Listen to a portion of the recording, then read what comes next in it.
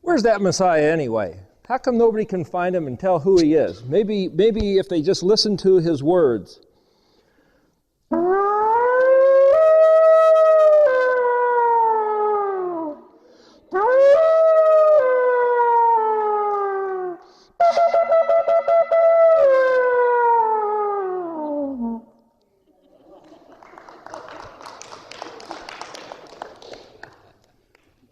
So the point about this is that, all through history we've heard that, by golly, those Jews killed their own Messiah. But the fact is, he came disguised. He never did say, I'm the Messiah, look at me, I'm here to tell you what's going on. And that's not why they killed him. We heard that he came with the intention of dying. So he had to do something to set it up where he would be put to death. But I'm not really going to talk so much about that tonight, because that's basically, you can go to read the New Testament, go to Christian church, hear the gospel, and I'm not going to try to talk about conflict with that. But what I'm talking about the Vav, the sixth letter, and what does it have to do with being camouflaged? Well, the letter He was bright, fluorescent, neon, orange, yellow, green. It's like, remember, it was the two voices. The one was the shout, hey, like the sound of the shofar. It's like, get your attention. And yet the other one was like the little whisper, the still small voice, the hearing the Ruach speak to you. And yet those two voices should be the same. There's the same message. But there's two ways to speak. And so as we mentioned last week, it was actually 2 weeks ago, if you look at a bouquet of flowers and you say, can you hear what it's saying? The heavens declare the glory of the Creator who made them.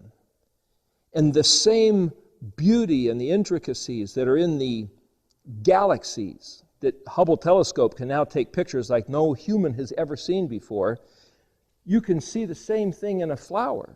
And even Yeshua said, even Solomon in all his glory was not robed or dressed as one of these.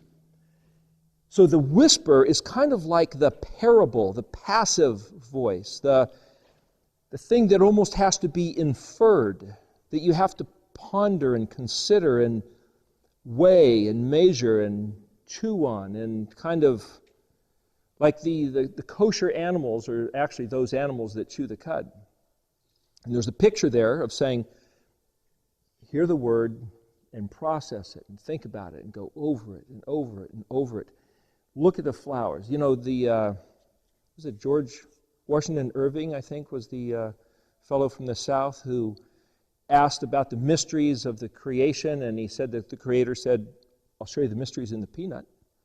And he found like a couple hundred different uses of the peanut, and there's he just broke open the peanut molecularly and found, it blew his mind. There were so many things about just in the peanut. How much more in a flower? So that's the quiet voice. And then, as I said, the loud voice, the voice of the shofar. And on Mount Sinai, it says that they saw the thunders and the lightnings and the sound of the shofar. And it doesn't say they heard, but it said that they saw the voice of it. So you could infer, well, how does Hebrew work? So just for what it's worth, for information's sake, right off the top here, there's a website that a friend of mine has put up called seethesound.net. On that website, just this last week we were working on this. It's a free download. Number one, he does the Aaronic benediction where he sings it. He's got a pretty rich voice. And also, we took the Paleo letters, this font here, and wrote it where you can download it onto your computer. And there's also a keyboard legend there, so it tells you what keys to press.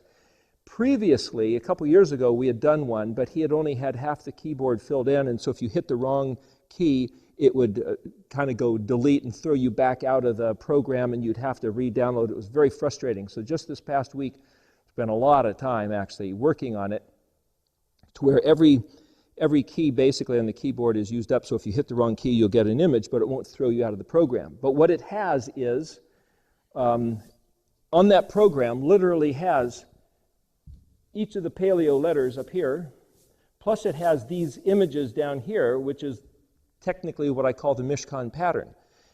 So that if anybody wants to do writings on the computer and use these things to help with imagery, to write little stuff, you're welcome to use it. Also, we had a write-up of what each one of these images means in reference to the Mishkan pattern. So this class is talking about that. And the letter Vav is basically about making connections. That's what the letter Vav represents. And so each week, as we discussed before, I was going to try to wear some kind of a shirt or some kind of a thing that looks like the letter to help kind of stick it in your mind. And also if you're looking through the archives on the Fishing for Soul website and you happen to see this one particular image, you go, oh, that must have been that letter that week. Just, you could tell the way it's dressed, okay? So the more you know about the letters, the more you'll be able to understand about why words are spelled the way they are. The hypothesis or the premise that I started off with this study was just kind of a hunch, which was just a thought that occurred to me, which was, could it be that words are spelled specifically the way they are on purpose because of what the letters mean which comprise those words? So in English, you could say, well, cat, C-A-T. It's like, why is it spelled C-A-T? It's like, who knows? It's just a phonetic. It just doesn't matter. They're arbitrary. You could have spelled it P-I-G, and if said, well, people that said that spells cat, and that's what it is, and you go, well, okay. It doesn't really matter. But in Hebrew, where every letter means something, there's this thought that says a word is what it is because of the letters which make it up. It's not random. It's not arbitrary. Now, if you look at the dictionary, this Ernest Klein's etymological dictionary, being that it's called etymological, what that means is that he goes back and shows you where linguists have found that it's related to other languages. So you'll see notes in here where it says it comes from Syrian or Arabic or Akkadian or Ugaritic or Greek or Latin. Sometimes you can find English words. So this dictionary itself isn't just looking at Hebrew, it's tying it together linguistically with some of the most ancient languages of the Middle East. As we mentioned before, Rabbi Hirsch's, I forget his first name. Anyway, I thought, no. Well, anyway, it's Hirsch. But anyway, the point is, he was looking at the language about Hebrew, and he said, Hebrew is so exclusive, so kadosh, so separated out, and because it's the Almighty's pure expression, it needs no other language to give it its interpretation. So it's kind of the opposite take of this etymological dictionary, though it's called an etymological dictionary. And what Rabbi Hirsch did is he just studied the Tanakh, the Torah, and he found that the words describe themselves by use. So he'll find all the different places where a certain word was used, and he'll extrapolate, you might say, the meanings and fit them together. So just for what it's worth, on the chart that I made up that's got the striped colors going down, I tried to incorporate different mechanisms to come up with the meanings of those words. Some of them, you might say, you find them in the dictionary, they're common givens, sometimes they're in an encyclopedia, and sometimes they're found by pondering the use of words and letters that are actually in the scriptures. And so there's a lot of different ways you can do it, but if you know the meanings of the letters, you can simply look at the meanings of the letters and put the words together. For example, we discussed last week the letter Hey. So the word Hey means to express or to point at or to indicate. And if you look at the word for behold, it's spelled Hey, Nun, Hey. So the letter Nun, if you look at Frank Seekin's book, he shows you some really basic, simple principles about what the letters mean in a real fundamental way. That's like for grade school, it's a great place to start. Anyway, the letter Nun almost looks like a lightning bolt, right? It also is like if a fish was in the water and it starts moving, it leaves this, it flicks its tail and it goes out, it has this energy, this dynamic to it. So it's the picture, and it comes right after the letter Mem Nun, and Mem is water, so it's like a picture of fish jumping out of water. So sometimes the letters are easy to remember if you look at what letters comes before them or the letter that comes after them, especially Mem and Nun work together in a pair, which is why they're both red here. And why they line up with the laver. The laver is a bowl of water, and so Mem is like a womb, and Nun is the baby that grows in the womb, that leaps out of the womb, you might say, or the fish that grows in the water that can jump out of the water.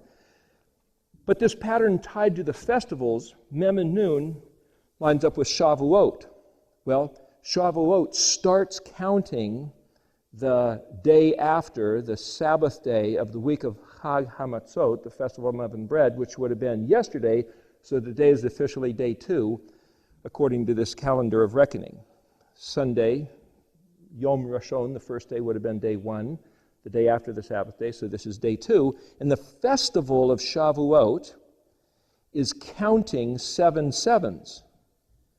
So some people say, well, Pentecost, that means, Penta in Greek means 50, and Kost means count. So 50, counting to 50, that's the last day, that's Pentecost day. But the festival is counting 7 sevens. Well, that's like a period of gestation or pregnancy or incubation. So the way that I see it is that the entire 49 days of counting is the festival. And the last day celebration is like the last great day. So some folks today were taking this as the last day of the Festival of Unleavened Bread, mandatory gathering. So that's like, okay, this is the last great day, just like the last great day of Sukkot, the last great day of the Festival of Pentecost. So my point about this is that when you look at the Nun and you see, well, this represents the last day after it was born. If you relate the letters to the festivals, you'll see them differently than if you just try to remember, well, Nun means fish.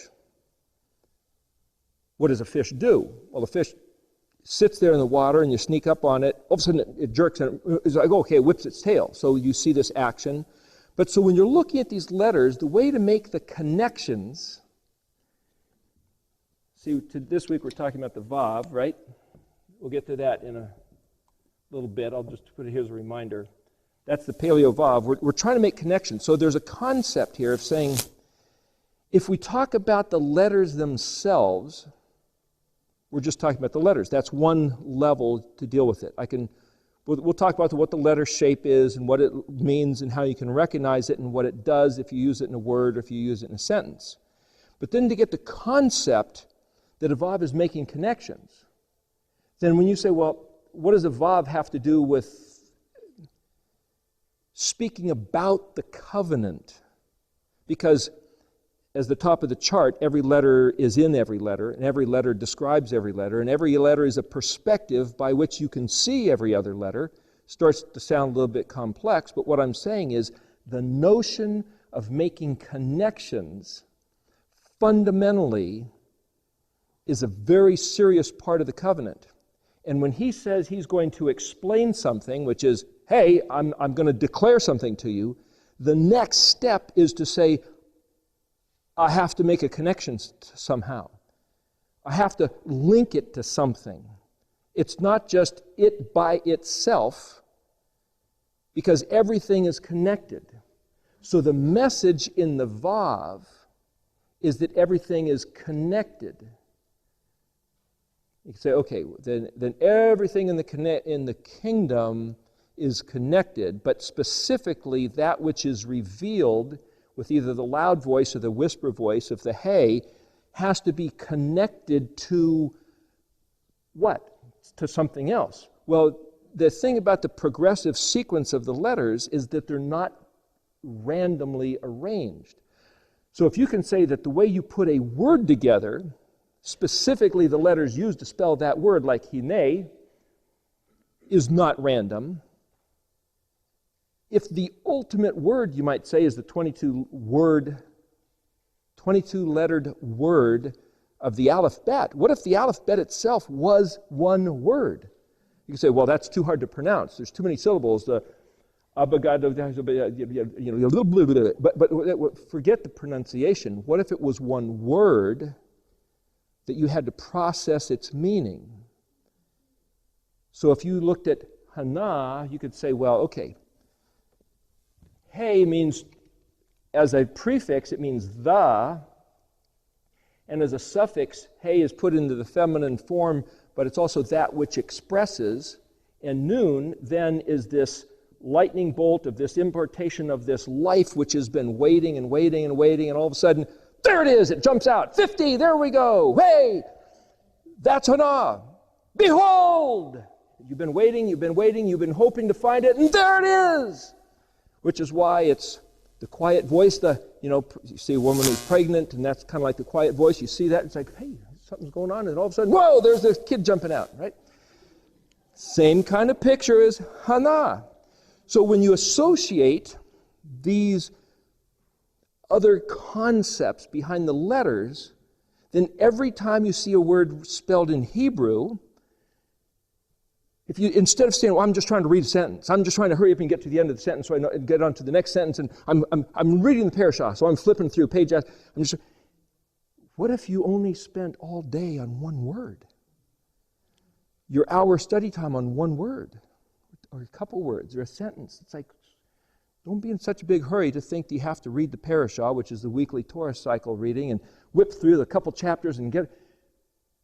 There's a message in every letter, in every word, and it's Yahweh's communication with you individually and us collectively and humanity at large, Israel specifically. That's why we're here, to see this language. And hopefully what I'm trying to do is give you an appreciation and a means, a mechanism, a tool, but not just a tool, but to help you grab a hold of the tool and get the feel of how to work it so that when you see a word, you can contemplate it and figure it out. So if you looked at Memnun, to go back to that, as being the third festival, Shavuot, it also lines up with the third day, Memnun, being the third day where he took the waters that were below. Remember, day 2, he separated water from water. It's like the two voices of the hay. So he took the waters below, and he separated out the land, and then he spoke plant life into the land. So you say, he created plants. But if you look at Genesis chapter 2, it says, well, so there hasn't yet been any rain, and there was no man to tend the soil, so it hadn't yet sprouted.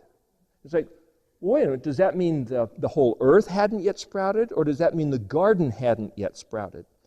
Either way, the concept that when you put a seed into the soil, it has to incubate and gestate. It has to be in the warmth of the soil for a while before it'll sprout out. So regardless of how it actually happened, you can see that picture. So the picture of even the third day is, you can say, well, the earth is the place of incubating the seed. You could say, well, water would kind of flood it, but fish live in the water. We'd say, so you can run all these different directions with the concept, but to keep it simple, it's like on the third day, he brought about the earth, put seeds in the earth to start developing. And then when they finally broke out of the earth, you could say, well, there's a concept of the Nun jumping out, being born, sprouting, and the next letter after Nun is Samech. Well, the letter Samech, the orange one up there, looks like kind of a tree shape, looks like kind of a mast of a ship, looks like a kind of a trellis, an engineered structure for the plant to grow on and start spreading out roots and branches, and it looks like the menorah, which itself is branches. And if you read the way the original menorah was made, it was made not simple, smooth, or not just with a kind of graphic shapes, but it was more organic. It was vines and tendrils and leaves. It was very heavily worked. I've never seen anybody make a menorah that looked like that. But the point is, so the Memnun compared to the Samech is like this thing which is birthed after the period of time of waiting, and then it takes on its own life and starts really developing. So part of what we're doing in looking at this scripture is to try to make these connections, going back to the Vav, for what purpose? If what we have to look forward in front of us is, as we've been taught by the teachers of eschatology, is we have got the tribulation, the Antichrist, the beast, the one world government, everything just, as they say, goes to hell in a handbag, and we're in the handbag with it, and it's like, ugh. And then you read where it says, and even the Kadosh people, the saints, the church, has been given over to destruction, to be overwhelmed and outdone by this adversary. And you go, gosh. Our Elohim has given us over before we've even started. What hope is there? It's like, if we can just endure, and it's like, just get me out of here. Make it easy. It's like, that rendering almost sets up a despair. It almost sets up a hopeless futility. Why jump out of why should the Nun even jump out of the Mem, and certainly why should it try to grow only to be cut off? And then you start thinking, well, gosh, there's like 30 million abortions in America, in the last couple of years, and it's like, maybe they were better off. They don't even have to put up with this stuff. It's like, wait a minute.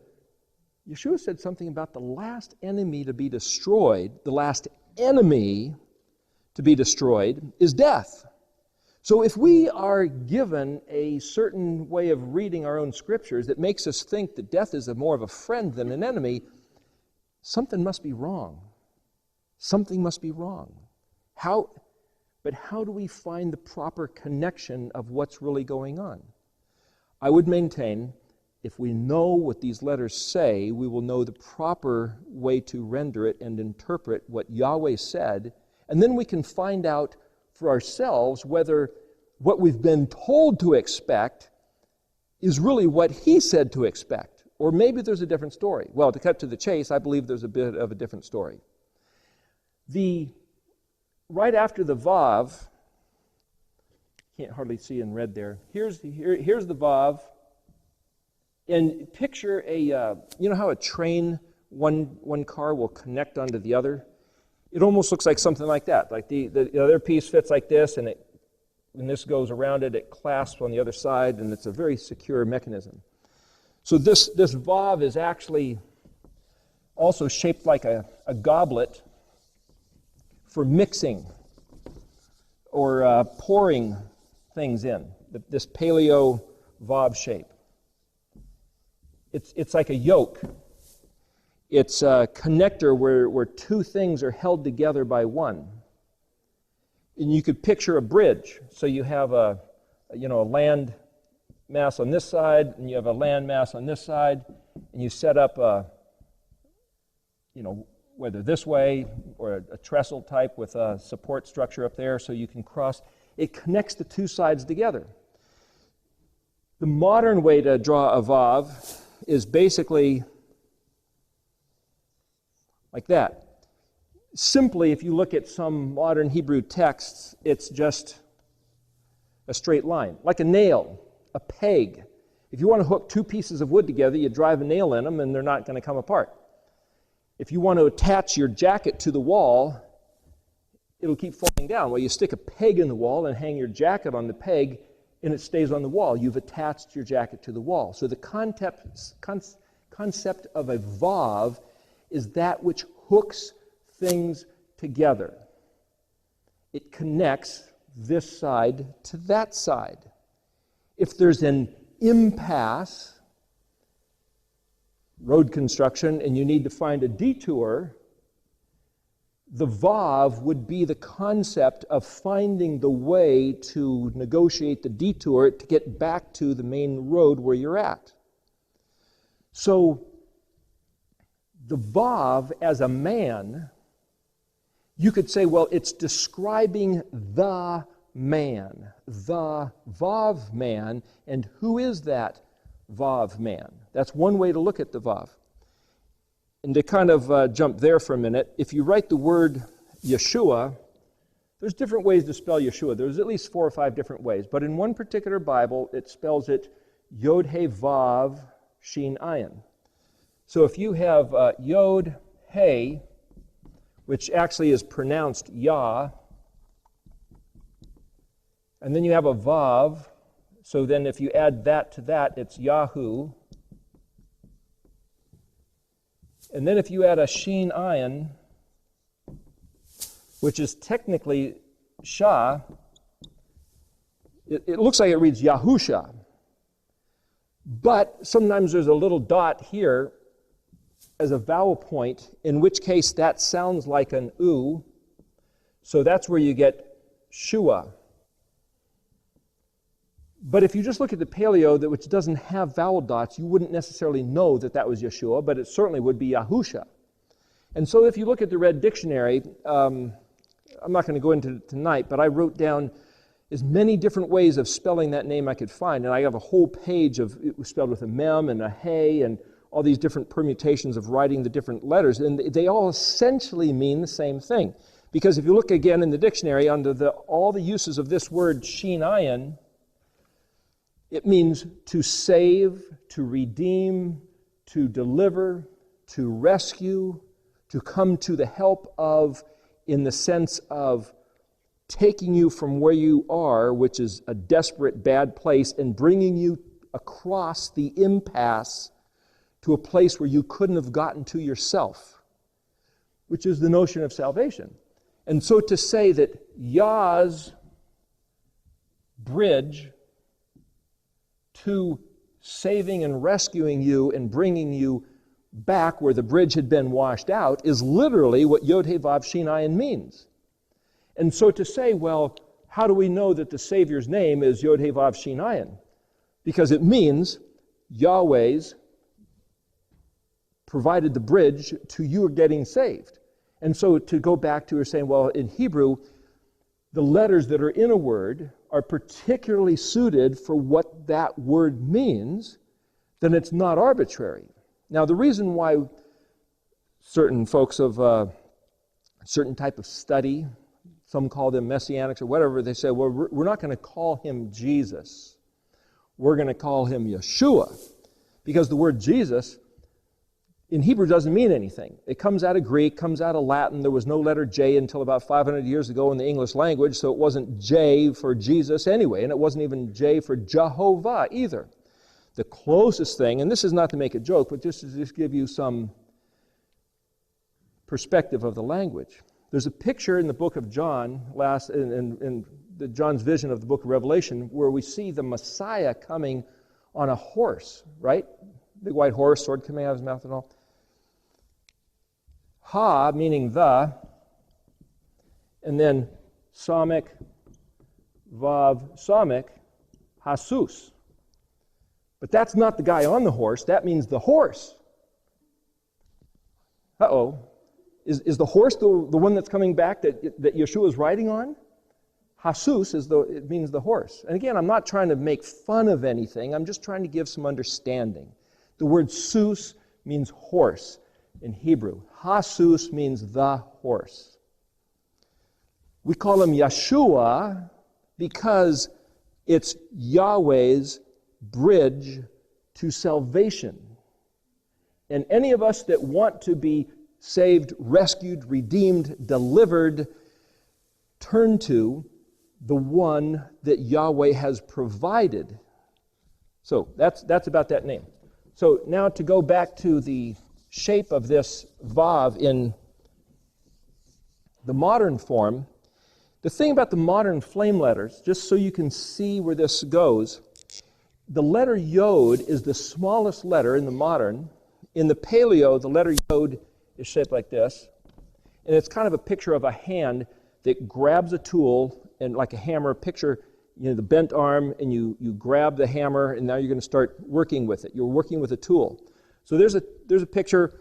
I think Jeff Benner has a picture where it's drawn like this, where it's just like this hand, reaching out to grab the tool. But in the modern, it's shaped like this.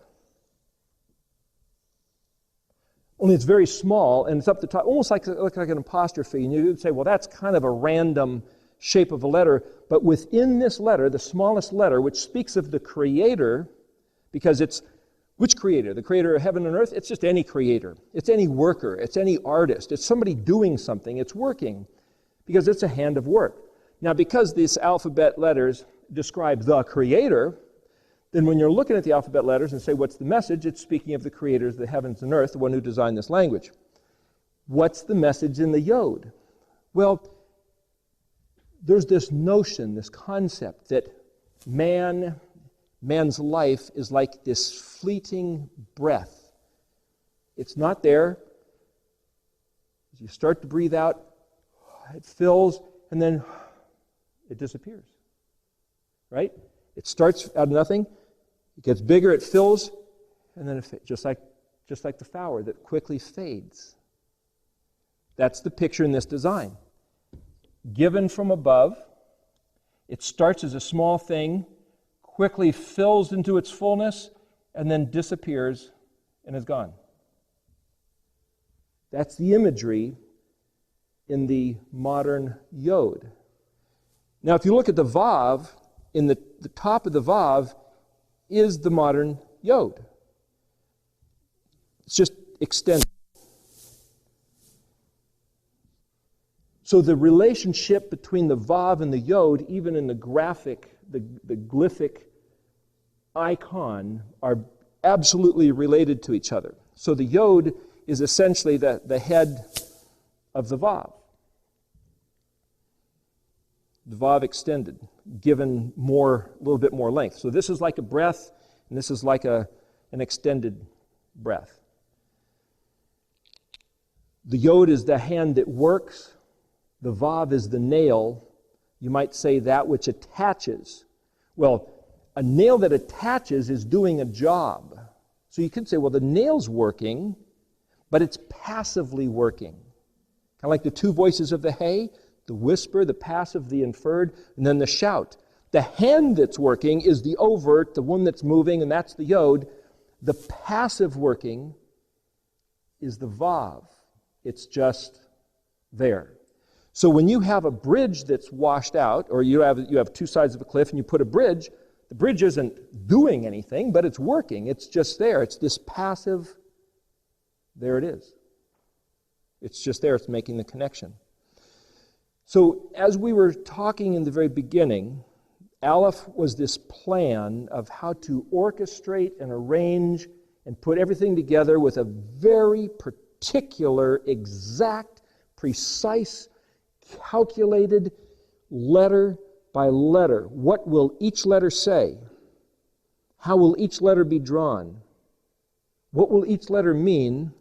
And when one letter changes into the next letter, what's the dynamic action of that change? So on the chart, there's the word meta. Meta comes from a Greek word, but it means the change in state, the change in status. So to change from a hay to a vav is a blank space, you might say. There's this concept of white fire and black fire. The black fire meaning the letters, these fiery letters. It says in Deuteronomy, he presented his fiery Torah to them. And I just found, I think it's in Jeremiah, where he talks about, again, the fire, his fiery words. There's something about his words being like fire. As a matter of fact, in Jeremiah, he says there's these prophets who talk about, I had a dream. It was, and they go on about this. And he said, my prophets should be speaking my words. It should be, what did Yahweh pronounce? What did he say? And then it goes on to say, what does the kernel have to do in comparison with the chaff? And to talk about, I had this dream. It's like the chaff. Yeah, there's something there, but the kernel of Yahweh's word is of substance, of value, of nutrition. And he said, Yahweh's word is like the fire that burns the chaff and like a hammer that smashes the rock. His word. What are his words? These letters. If we don't know what these letters mean, now we have somebody's interpretation. We have a translation. We have something where it was put into another form, another language, something close, not exactly. How can we apprehend it? Speaking of which, this, I'll go back to this getup. The word camo is actually Hebrew.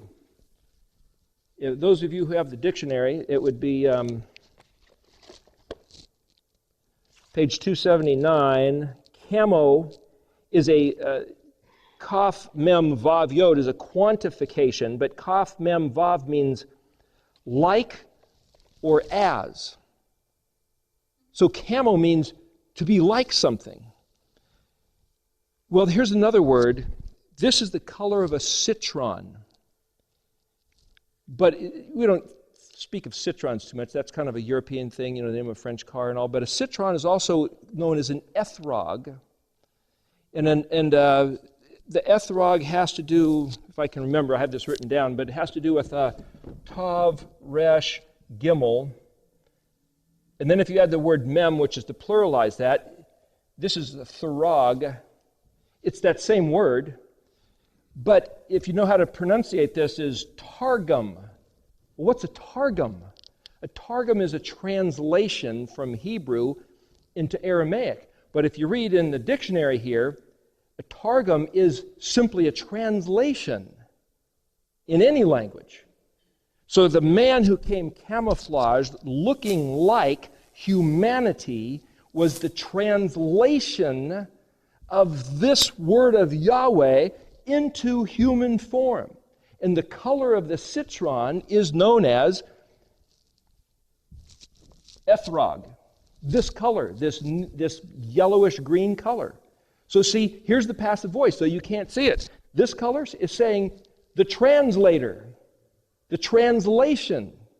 Yeshua is, according to John 1:1, the Word of Elohim that was Elohim, but was also with Elohim, and that Word became flesh and dwelt among men, though men couldn't recognize him because he came camouflaged. He came looking like one of them, the camouflaged.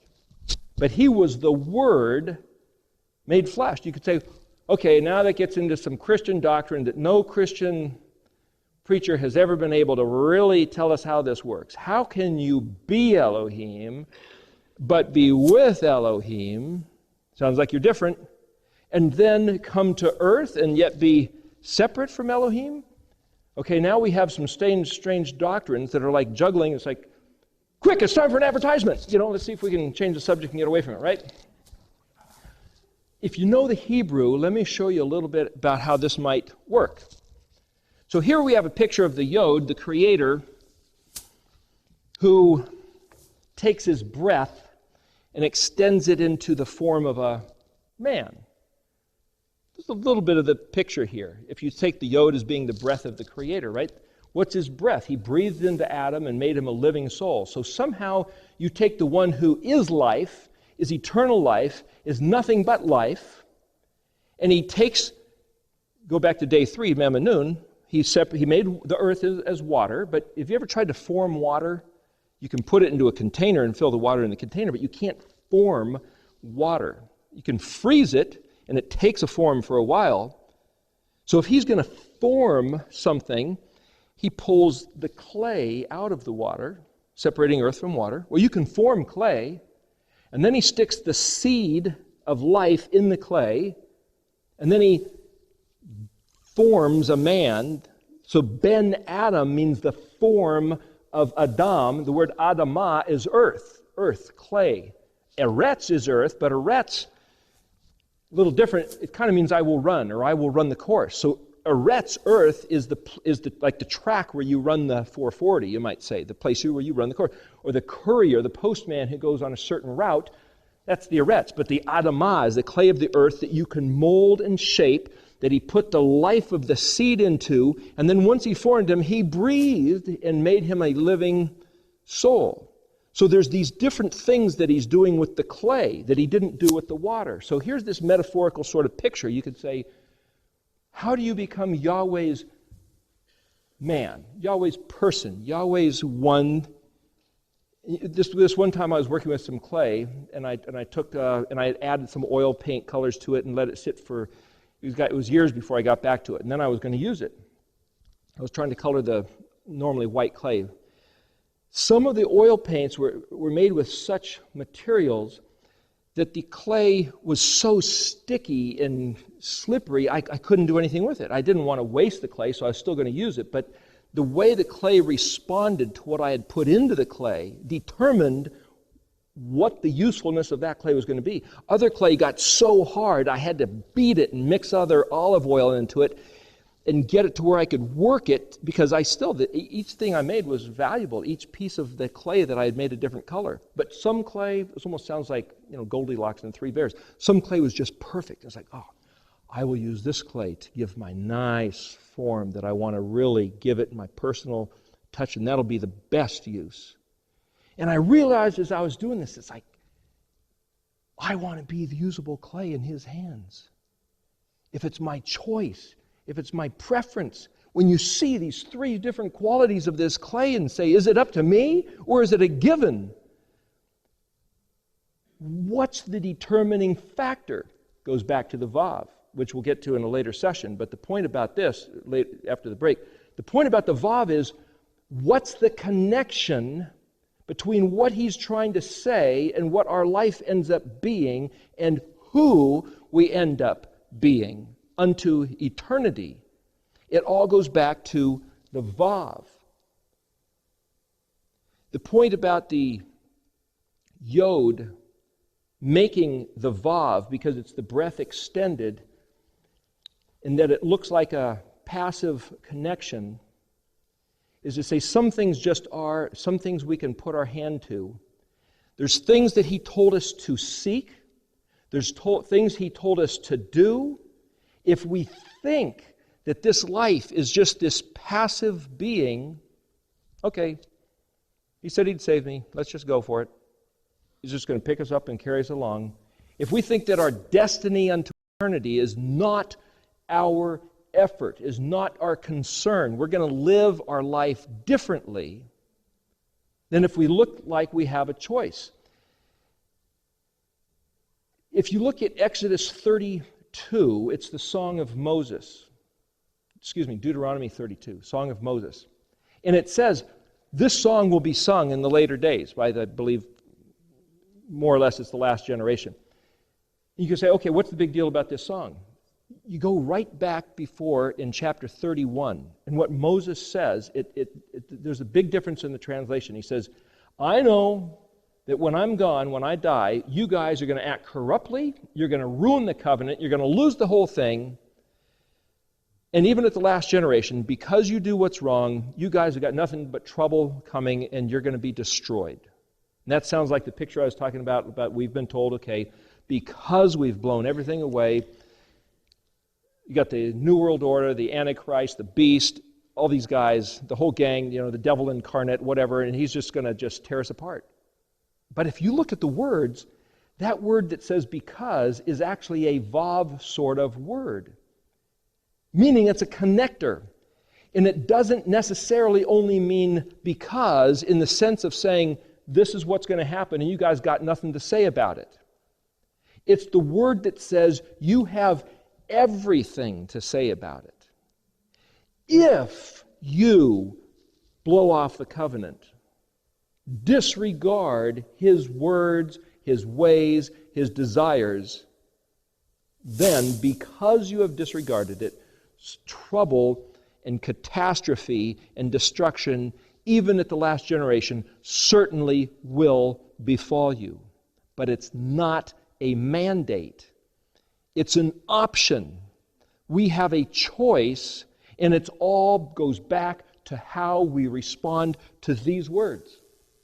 And if we don't know what these words mean, we'll just listen to what somebody else says, and we'll do what somebody else says, and it's the interests of the existing individuals and collective groups of people and authority structures that are in power now, you might say ecclesiastically and governmentally and in terms of science and education and culture. It's in their interest to keep Israel ignorant because the scriptures are very clear that when Israel turns back to the covenant, the wealth that has been stored up that Yahweh gave to Israel's enemies will be transferred back to his people. And we'll talk about this in the next session, but I just want to make the point very clear. The reason for studying this is not futility.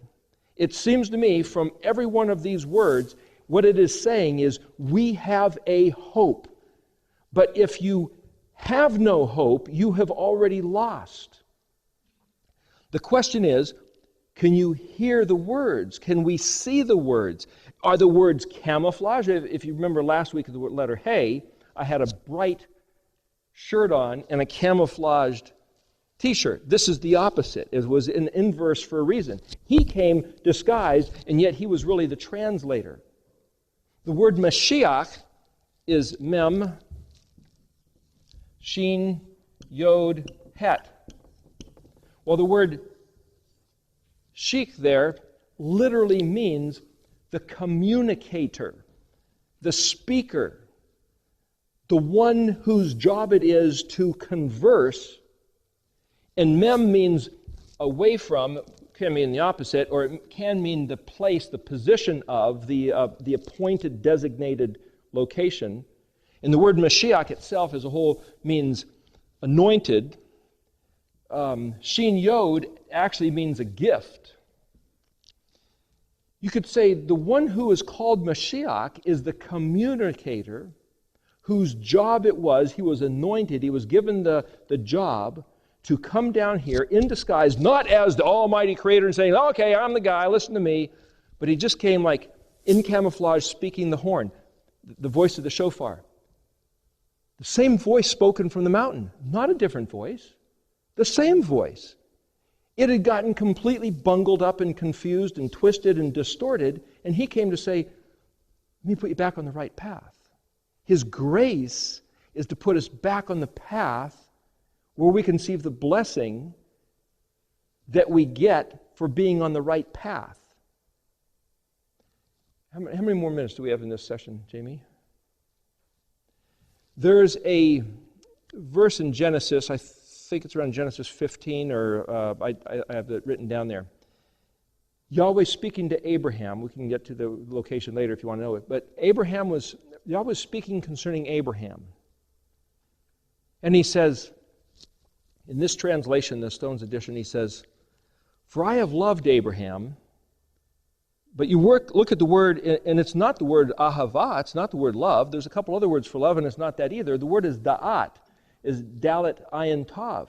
But that's words translated as knowing. And so it's like, well, if I didn't know Hebrew and I just looked at that, I'd say, well, Yahweh's loved Abraham. Well, gee, he said he's no respecter of persons, so he loves all of us, and it really doesn't matter then. You could say, well, I love everything. I love everybody. I love all the flavors of ice cream, and it just doesn't matter. And it's like, is that what he is saying? He says he da'at Abraham. He knows Abraham. Knows what? Well, he says he knows that Abraham will teach his children and his household. You could say, oh, okay, so he loves Abraham, or he chose Abraham. Why did he choose Abraham anyway? You ever stop to think about that? Abraham was the chosen man from everybody that existed at the time. How did he choose Noah? How did he choose Abraham? What made Abraham so special? Well, this is the only verse which seems to indicate. He said, I have known that Abraham will teach his children, but it doesn't end there. It says he will teach his children to learn to walk in the ways of the Torah instructions. I'm paraphrasing here a bit. To walk in the ways, the derek is the word, of the Torah. He will teach them so that, there's the vav, the connection. He will teach his children and his household so that they will walk in the ways of the Torah instruction, so that, there's another vav connection, they will do zadikah and mishpat. Those are strange words to you. Zadikah means kindness and charity, righteousness, and mishpat is the right ruling of justice. Fair's fair. Do what you say. You sign your name, do what you say you're going to sign your name to. You make an agreement, do that. If the guy harms you, he should repay for what he's harmed. If you do something to somebody else, you should make it good with them. You shouldn't try to weasel out of it. That's mishpat. He knows, he loves Abraham because Abraham will teach his children so that they will learn the ways of the Torah, so that they will do Zadikah and Mishpat, but it doesn't end up there. And it says, so that, here's the ultimate vav, so that everything Yahweh said concerning the blessings being given to Abraham can actually happen. I read that all of a sudden differently this week when I was looking for vav concepts. In other words, if Yahweh says, I'm going to bless Abraham, I'm going to do all these things for him, you say, well, that's a done deal, that's his destiny. No. If Abraham didn't do Zadikah and Mishpat, it wasn't going to happen. The vav is like a drawbridge. You see, the treasure of Yahweh's kingdom, of his blessings, of his stuff, is like a picture of this Mishkan fence here. I'll draw another picture here. We've mentioned in previous talks that the Mishkan is kind of like the big treasure box of Yahweh's stuff. So here you have a building, the four-colored embroidered door, and say this is the treasure box, the Mishkan. And around it is a moat.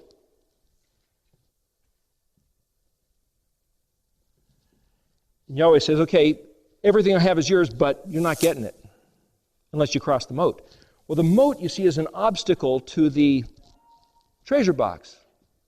So according to the pattern, if the Mishkan fence is like the treasure box of what's in the kingdom, the letter Zion, this green letter here, is the axe or the weapon or the obstacle. It's the moat around the box. So the Vav in yellow there, like this color, the citron, the ethrog yellow, the Vav is like the bridge, but the Zion says, not so fast. There's a restriction. So what is it which creates the bridge across the restriction into the kingdom benefits?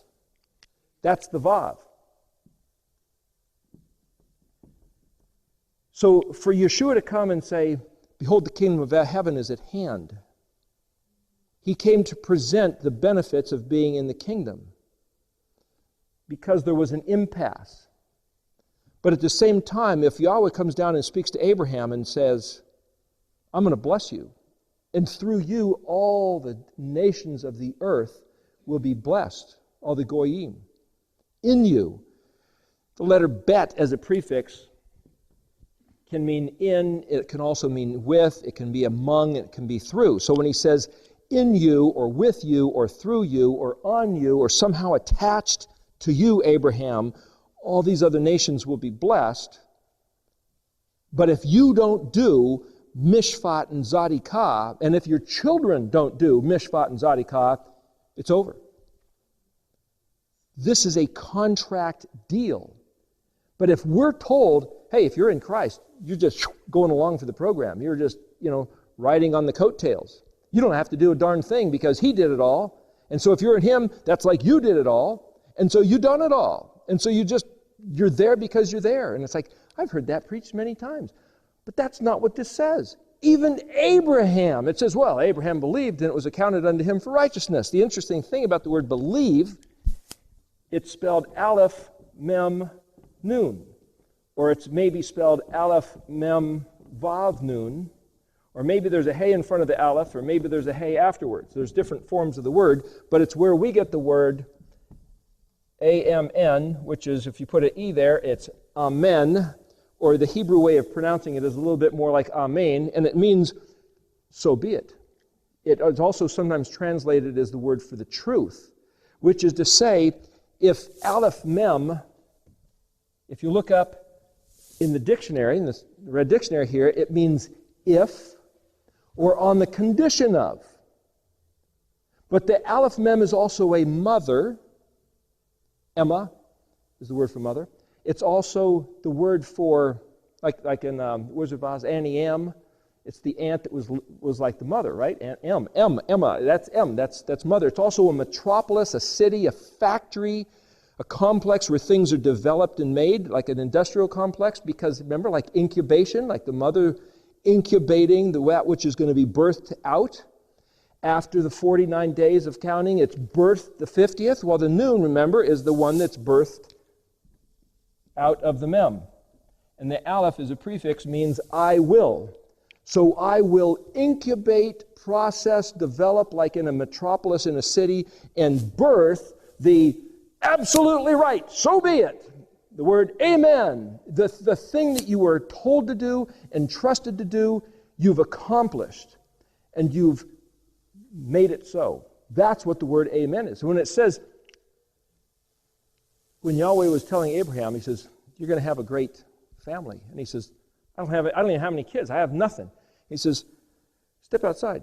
Count the stars if you're able to. The word for counting is sefer, which means connected dots. So I think Abraham made the constellations, designed them. That's a whole other story. But it says, and Abraham believed, and it was accounted to him or credited to him as righteousness. You can say, okay, you look in the New Testament and says, oh, Abraham's the father of our faith, and that's the model example of what it meant to believe. Yahweh said you're going to have children, and he says, okay. He says you're going to have millions of children. Okay, I believe.